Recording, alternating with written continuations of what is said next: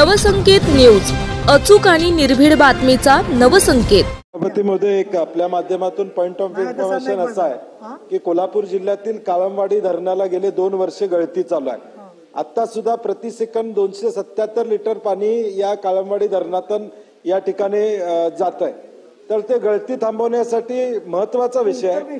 अजून त्याच्यावर कुठलीही कारवाई त्या ठिकाणी झालेली नाही। सरकारचं या ठिकाणी लक्ष वेधू इच्छिते की लवकरात लवकर कारवाई व्हावी आणि नाहीतर उन्हाळ्याला पुन्हा संपूर्ण जिल्ह्यावर याचा ताण पडू शकतो। हे आपल्या माध्यमातून सरकारला मी निदर्शनास आणू देतो। आपल्या परिसरातील महत्त्वाच्या बातम्या पाहण्यासाठी आमच्या नवसंकेत न्यूज चॅनलला YouTube वर सबस्क्राइब करा आणि बेल आयकॉन प्रेस करा।